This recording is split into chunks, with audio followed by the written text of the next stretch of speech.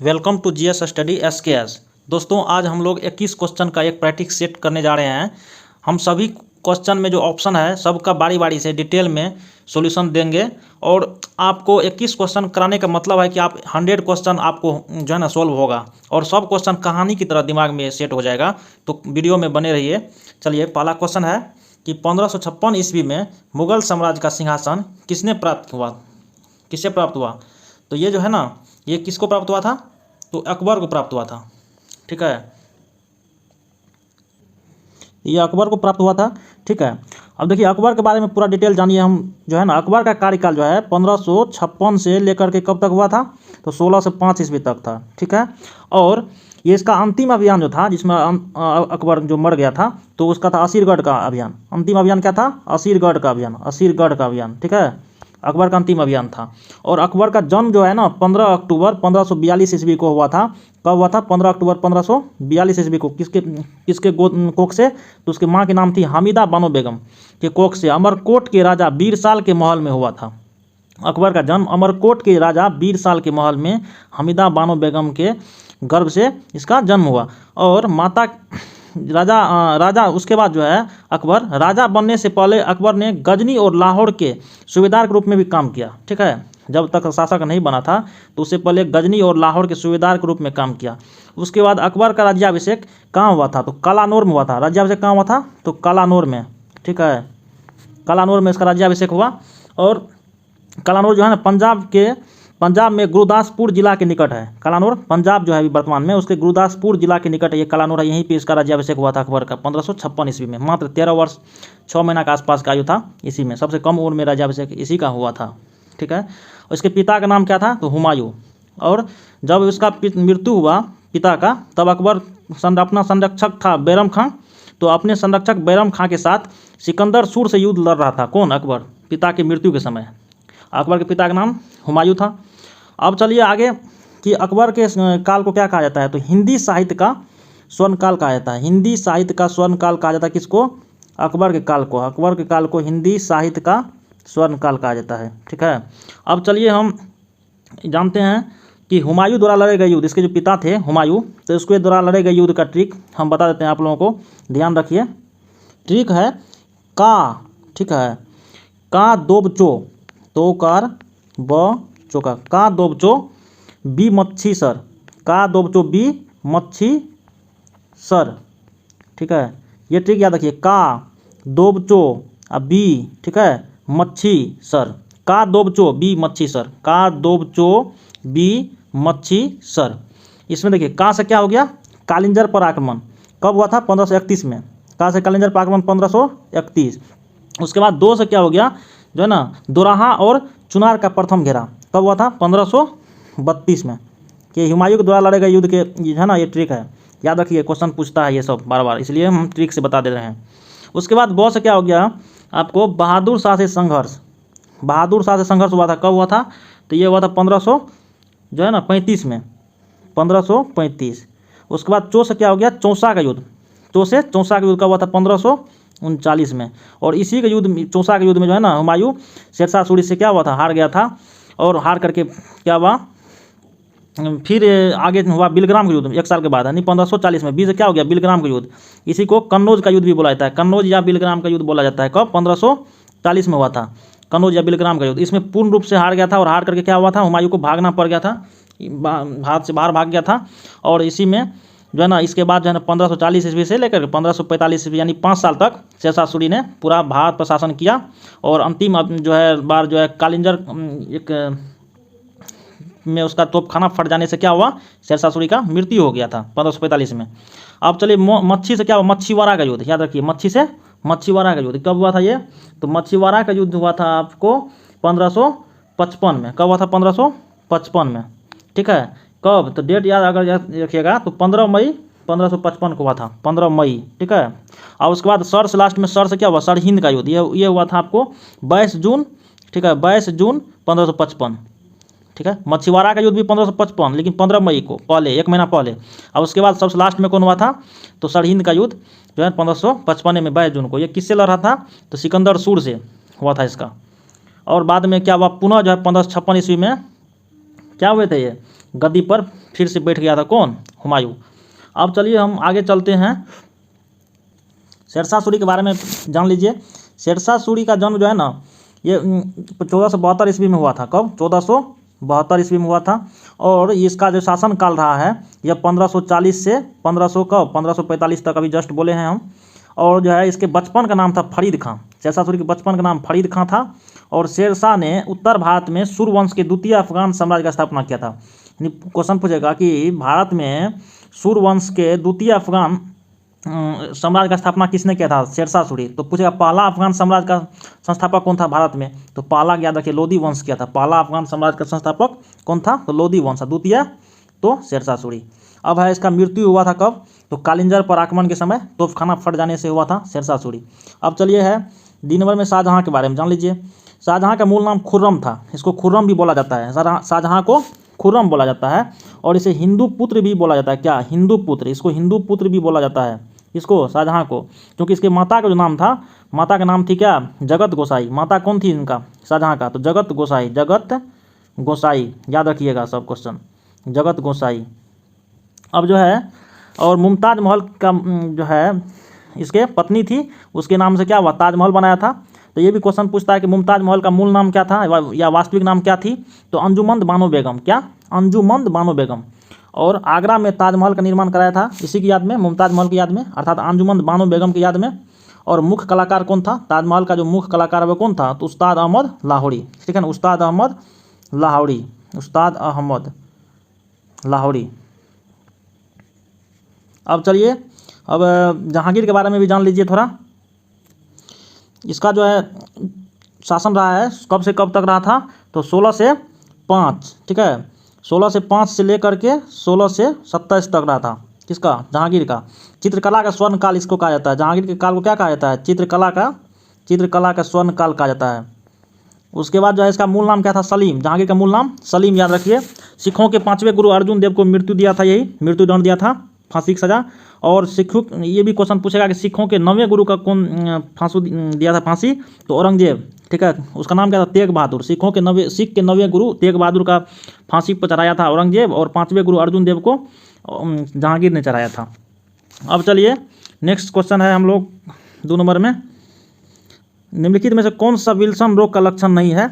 इसका आंसर जो है ना, देखिए ये विल्सन रोग का लक्षण नहीं है, तो ये आंसर होगा रतौंधी। रतौंधी में विल्सन रोग उसको कहते हैं जो कि जन्मजात होता है, जो अनुवांशिक रोग होता है, जैसे पैरों या पेट में फ्लूइड बनना, बोलने या निगलने या शारीरिक समन्वय में समस्याएं, अनियंत्रित गतिविधियां या मांसपेशियों का अकरण, ये सब हो गया आपको अनुवांशिक रोग। जबकि रतौंधी ये रात को नहीं दिखाई देता है, अर्थात कम, इसी को रतौंधी बोला जाता है। इसको गाजर खा करके ठीक किया जाता है, विटामिन ए की कमी से होता है। अब चलिए हम लोग 3 नंबर क्वेश्चन में जा रहे हैं। इसमें बता मूसी तथा भीमा किस डैश की सहायक नदियां हैं, किसकी सहायक नदियां हैं, तो मूसी और भीमा जो है ना ये कृष्णा की सहायक नदियां हैं, ठीक है, कृष्णा नदी। और देखिए इसके बारे में कृष्णा जल विवाद भी कभी कभी पूछता है, तो कृष्णा जल विवाद जो है एपी अर्थात आंध्र प्रदेश प्लस क्या कर्नाटक के बीच है कृष्णा जल विवाद, ठीक है।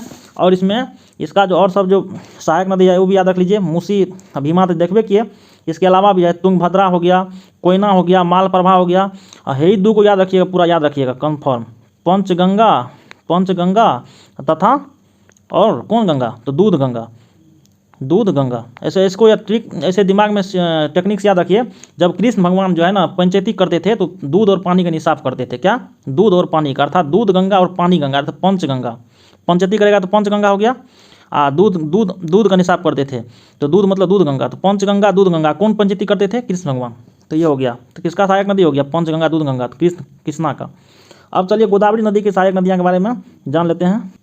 गोदावरी नदी की सहायक नदियाँ वेन गंगा, पेन गंगा, याद रखिएगा, 2 को याद रखिए, वेन गंगा पेन गंगा।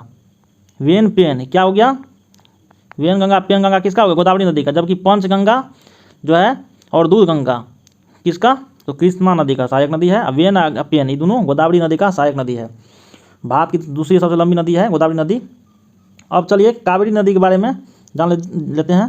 तो कावेरी नदी जो है ना इसका पश्चिमी घाट के ब्रह्मगिरी पहाड़ी से निकलती है। कहाँ से निकलती है, पश्चिमी घाट के ब्रह्मगिरी पहाड़ी से। और कावेरी जल विवाद 2 राज्य के बीच है, किसके बीच, तो कर्नाटक और तमिलनाडु, कर्नाटक और तमिलनाडु के बीच है, ठीक है ना, कावेरी जल विवाद। अब उसके बाद जो है जान लीजिए महानदी के बारे में। तो महानदी भारत के सबसे लंबी बांध इसी पे है। भारत की सबसे लंबी बांध का क्या नाम है? हीराकुंड बांध। और उसके बाद जो है ब्रह्मपुत्रा नदी के बारे में जान लीजिए। तो तिब्बत के मानसरोवर झील से निकल करके ये 3 देश से होकर गुजरती है, बहती है। कौन कौन देश? तो तिब्बत अर्थात चीन के अधिकार है तिब्बत पे, तो चीन हो गया पहला देश, दूसरा भारत, तीसरा बांग्लादेश। इसका कुल लंबाई है 2900 किलोमीटर। कितना है कुल लंबाई? कुल लंबाई 2900 किलोमीटर है। उसके बाद जो है ये भी क्वेश्चन पूछता है ब्रह्मपुत्रा नदी से कि भारत से होकर बहने वाली सबसे लंबी नदी कौन है? तो ब्रह्मपुत्रा। भारत से होकर बहने वाली सबसे लंबी नदी ब्रह्मपुत्रा। जबकि भारत की सबसे लंबी नदी बोलेगा तो क्या होगा? गंगा। ठीक है, याद रखिए क्वेश्चन। अब चलिए आगे क्वेश्चन है 4 नंबर में कह रहा है क्वेश्चन कि किस देश ने वस्तु एवं सेवा कर सबसे पहले लागू किया था? तो इसका आंसर क्या होगा? फ्रांस। ये सबसे पहले लागू किया था वस्तु एवं सेवा कर। कब किया था? 1954 में। ठीक है, 1954 में किया था ये लागू सर्वप्रथम। उसके बाद भारत में जान लीजिए, भारत में जो जीएसटी यानी वस्तु एवं सेवा कर किसको कहते हैं? जीएसटी को कहते हैं, गुड्स एंड सर्विस टैक्स।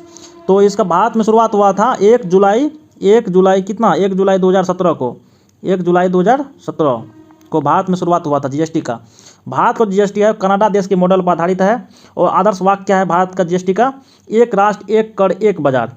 ठीक है, और 122वां संविधान संशोधन विधेयक द्वारा इसको लागू किया गया था। कब? 122वां संविधान संशोधन विधेयक द्वारा लागू किया था। और अधिनियम अगर पूछेगा तो 101 के तहत। अब चलिए 5 नंबर क्वेश्चन में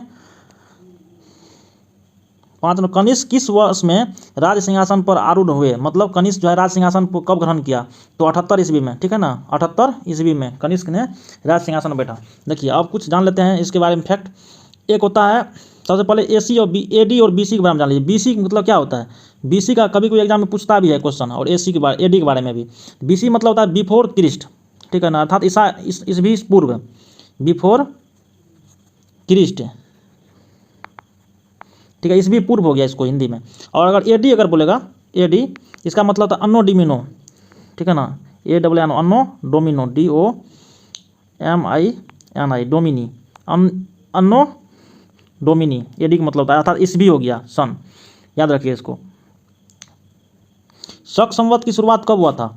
तो ये शक संवत की शुरुआत भी कब हुआ था? जब राज्याभिषेक हुआ था इसका, तब ये 78 ईस्वी में, 78 ईस्वी में हुआ था, अर्थात 78 AD में हुआ था।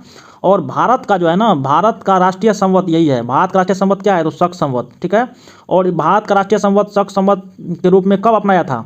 तो 22 मार्च 1957 को। ठीक है ना, भारत को जो राष्ट्रीय संवत शक संवत को अपनाया था 22 मार्च 1957 को राष्ट्रीय कैलेंडर के रूप में अपनाया था शक संवत।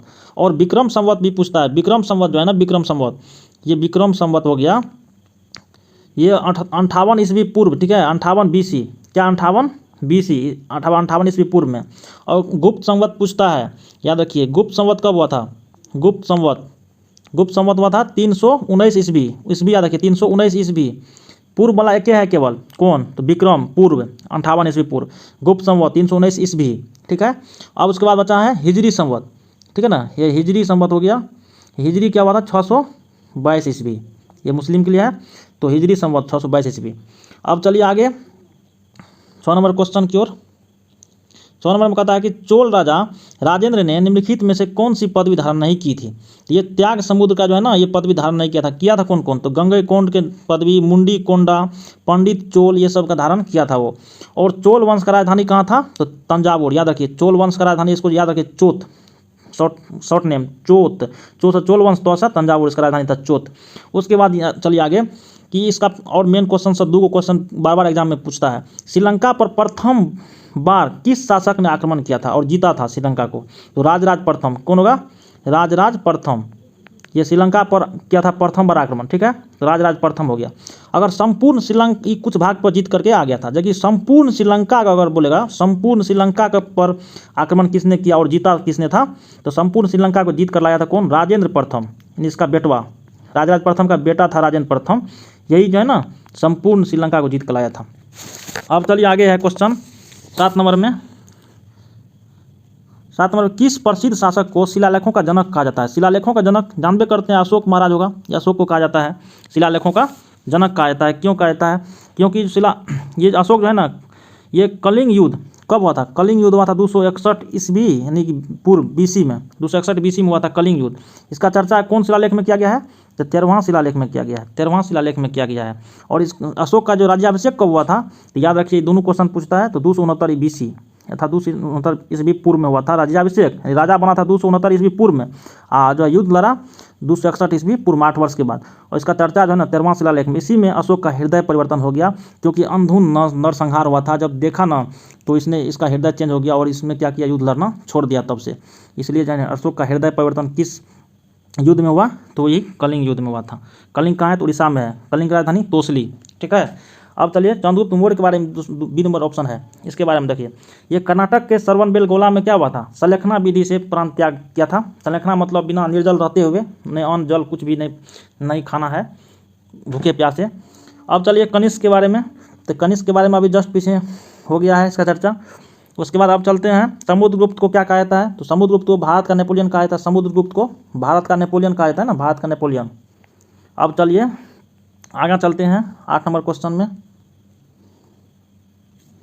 निम्नलिखित में से कौन सा तत्व धर्म में वर्णित नहीं था?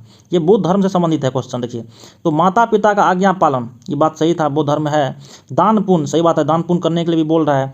भातृभाव, ये भी सही था, लेकिन ये कहीं चर्चा नहीं था कि संघ के प्रति आस्था रखना है, कहीं नहीं शायद मिला है ये।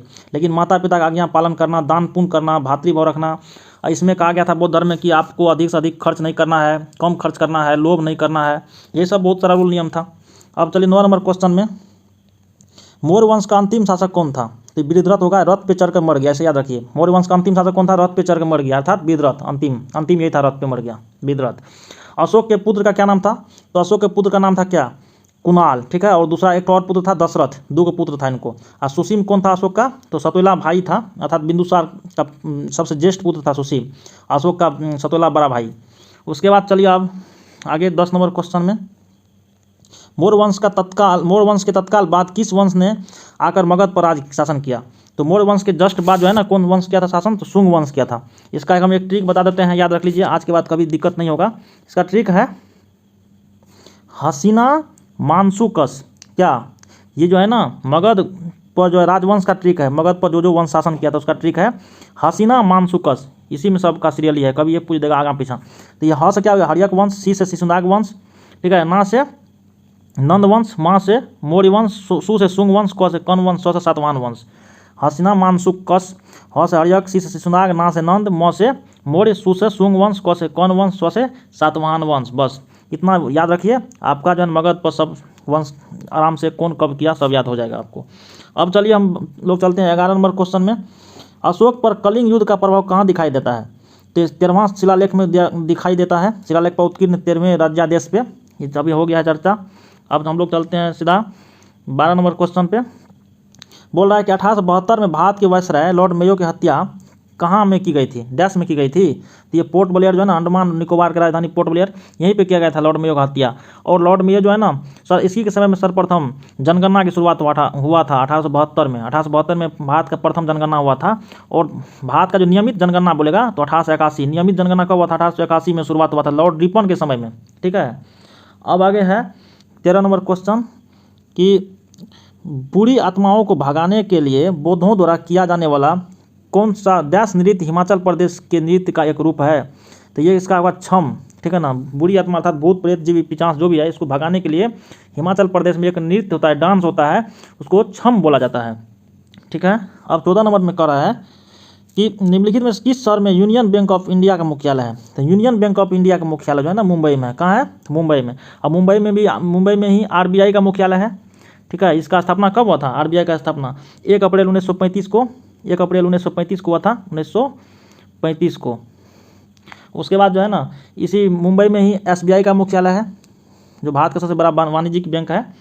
और उसका स्थापना हुआ था 1 जुलाई 1955, 1 जुलाई 1955 को हुआ था SBI का स्थापना। इसका मुख्यालय मुंबई। RBI का स्थापना 1 अप्रैल 1935 मुंबई मुख्यालय, और जो है यूनियन बैंक का मुख्यालय मुंबई हो गया। और जो है ना RBI को क्या कहा जाता है? बैंकों का बैंक कहा जाता है इसको, RBI को।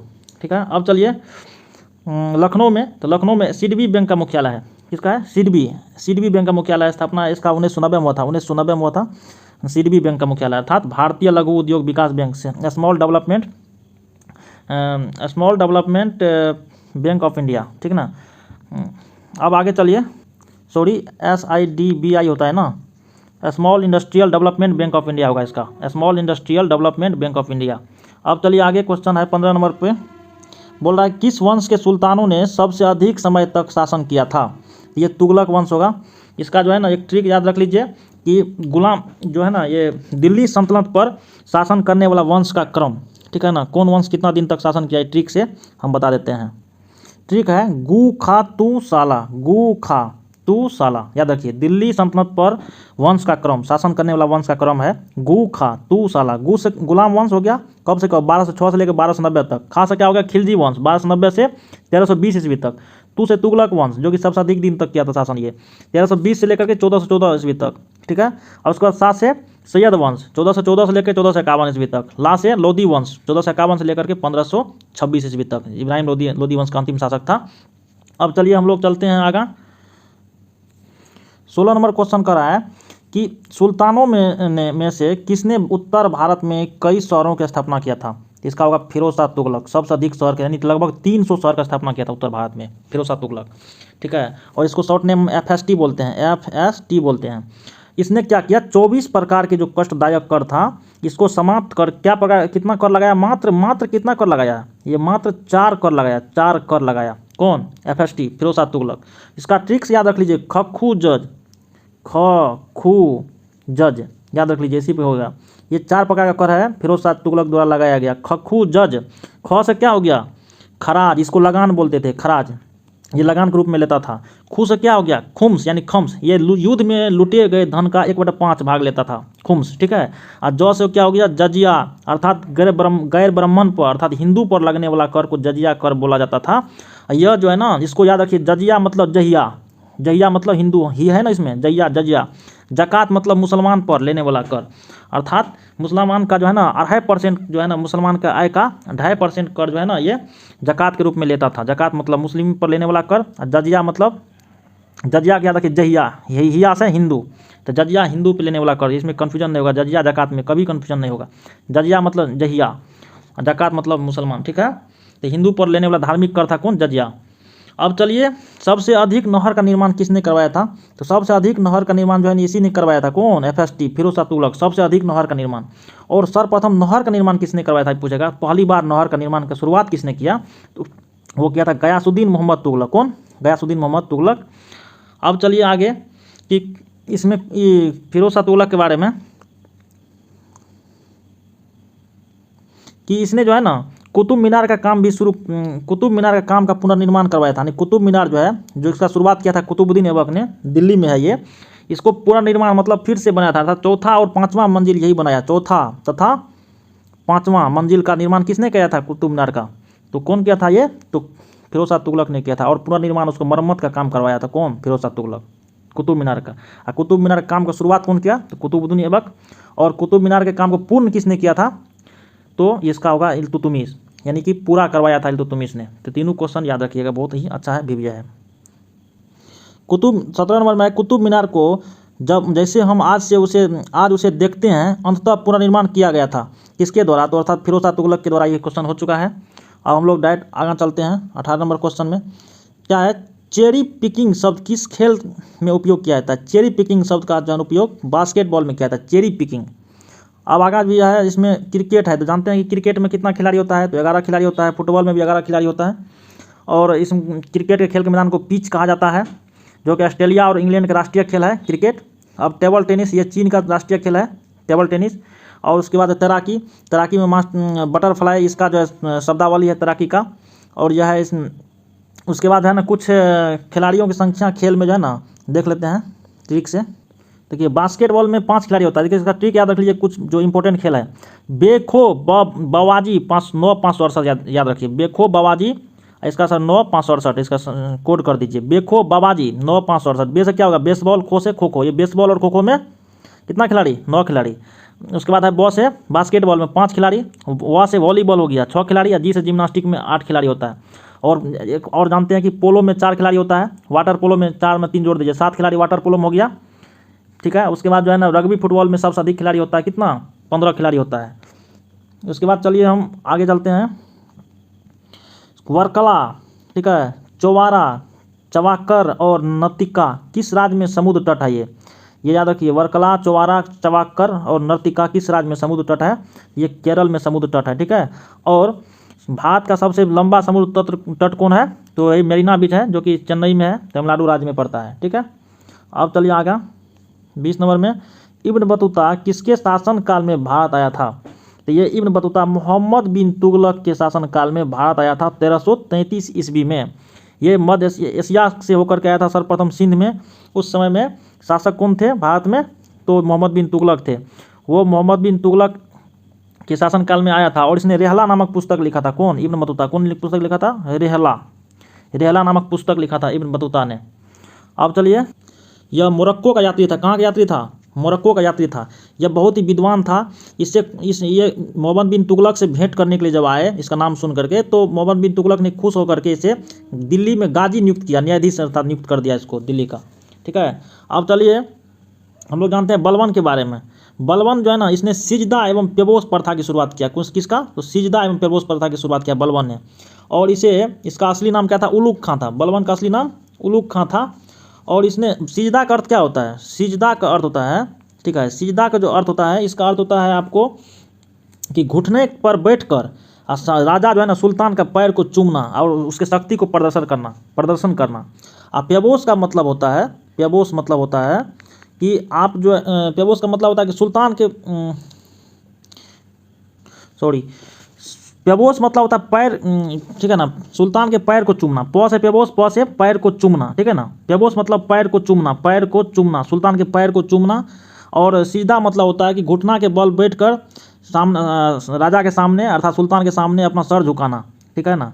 ये होता है सिजदा। सिजदा मतलब सर झुकाना राजा के सामने बैठकर। और पेबोस मतलब राजा के पैर को चूमना। बस। अब आगे चलिए कि अकबर ने सिजदा एवं पेबोस प्रथा को क्या किया? समाप्त किया था। मुगल शासक जो था अकबर, यही जो है ना, सिजदा एवं पेबोस प्रथा को अंत किया था। उसके बाद जो है ना, इल्तुतमिश द्वारा निर्मित चालीसा दल, इल्तुतमिश का काम क्या है? ये क्या था? चालीसा दल का स्थापना किया था इल्तुतमिश। या इसी को, ये चालीसा दल मतलब क्या हुआ? 40 दासों के एक समूह था, या 40 गुलाम सरदारों का एक गुप्त संगठन था। इसका निर्माण किया था इल्तुतमिश। इसको भी किसने समाप्त किया? तो ये बलबन ने समाप्त कर दिया। उसके बाद अलाउद्दीन खिलजी के बारे में देखिए। अलाउद्दीन खिलजी ने का वास्तविक नाम अली गुरसास्प था और इसने बाजार नियंत्रण प्रणाली का शुरुआत किया। हुलिया दागने का भी शुरुआत किया इसने घोड़ा से। और उसके बाद आप चलिए एमबीटी के बारे में, मोहम्मद बिन तुगलक के बारे में और जान लेते हैं थोड़ा। तो मोहम्मद बिन तुगलक का वास्तविक नाम जूना खां था। इसका वास्तविक नाम क्या था? जूना खां। और यह सबसे मूर्ख शासक के श्रेणी में रखा गया है। सबसे मूर्ख शासक कौन है? तो एमबीटी अर्थात मोहम्मद बिन तुगलक। क्यों था सबसे मूर्ख शासक? तो ये जो है ना, इसका बहुत तरह योजना था, जो कि बार बार योजना ही खाली लागू करता था, जबकि कोई भी योजना इसका सफल नहीं हो रहा था। इसीलिए अब देखिए, इसका शासनकाल 1325 से 1351 था। 1325 से 1351 तक रहा इसका एमबीटी का शासनकाल। और इसका जो एमबीटी का जो योजना है, से देख लीजिए योजना कौन कौन है। पहला योजना था इसके दोआब में राजस्व वृद्धि, ठीक है ना। दोआब में राजस्व वृद्धि कब किया था? ये किया था कब? 1325 में। दोआब में राजस्व वृद्धि किया था 1325 में किया था। उसके बाद फिर दूसरा बार क्या किया? राजधानी परिवर्तन किया 1326 में। 26-27 में राजधानी परिवर्तन। पहला दोआब में कर वृद्धि, दोआब में कर वृद्धि 1325, ठीक है। उसके बाद फिर राजधानी परिवर्तन 1326-27 में। उसके बाद फिर सांकेतिक मुद्रा 1329 में। 1329 में क्या किया? ये सांकेतिक मुद्रा चलाया। सांकेतिक मुद्रा चमड़ा का ही था। इसका मुद्रा भी नहीं चल पाया। बहुत सारा लोग भी इसका मुद्रा अपना खुद चलाने लगा था, इसलिए भी असफल हो गया। उसके बाद खुरासान अभियान और कराचिल का अभियान किया था कब? 1330 से 31 में। 1330 से 31 में क्या किया था? खुरासान का अभियान और कराचिल का अभियान किया था। और एमबीटी द्वारा दिए गए नए प्रयोगों तथा उनकी असफलताओं के मूल्यांकन के बाद जो है ना, एल्फिंस्टन एक वैज्ञानिक था, एल्फिंस्टन एक जो है ना लेखक था, एल्फिंस्टन इसे पागल सुल्तान की संज्ञा दिया। क्यों दिया पागल सुल्तान की संज्ञा? क्योंकि इसको नए नए प्रयोग किया और प्रयोग क्या हुआ? असफल हो गया। इसीलिए है ना पागला बादशाह या मूर्ख बादशाह कहा गया। किसको? एमबीटी को, मोहम्मद बिन तुगलक को। किसने कहा? तो एल्फिंस्टन ने। अब चलिए आगे 21 नंबर में कह रहा है कि वर्ष 1975 से 1977 के बीच आपातकाल के दौरान भारत के प्रधानमंत्री कौन थे? तो ये इंदिरा गांधी थे। भारत में प्रथम योजना कब शुरुआत हुआ था? योजना आयोग तो 1915 मार्च 1950 को योजना आयोग गठन हुआ था ना। और इसके बाद पंचवर्षीय योजना की बात कब हुआ था, 1951 में ना। तो प्रथम 1951 से 56, द्वितीय 56 से 61, तृतीय 61 से 66, और उसके बाद फिर 3 वर्ष का योजना अवकाश हो गया था 1966 से 67, 67 से 68, 68 से 69। फिर चौथा योजना हुआ था 1969 से 74, और फिर पाँचवा लागू हुआ था 1974 से 79 तक। लेकिन क्या हुआ, 1978 में जब बीजेपी की सरकार आ गया तो अनवरत योजना लागू किया था 1978 से 1983 के बीच, 1 साल पहले इसको समाप्त कर दिया गया था। इसलिए 5वीं पंचवर्षीय योजना में जो है ना, ये आपातकाल के दौरान हुआ था। ये भी क्वेश्चन पूछता है कि आपातकाल जो है, आंतरिक आपातकाल कब लागू हुआ था भारत में। तो 5वीं पंचवर्षीय योजना में इंदिरा गांधी के समय में 1975 से 77 के बीच। थैंक यू दोस्तों, जय हिंद, जय भारत। आप लोग मुझे सपोर्ट कीजिए थोड़ा, और वीडियो को सब्सक्राइब चैनल को सब्सक्राइब कीजिए, वीडियो को शेयर कर दीजिए, लाइक कर दीजिए, सपोर्ट कीजिए मुझे, ताकि और अच्छा वीडियो हम आप लोगों के बीच बना कर लाएंगे। Thank you.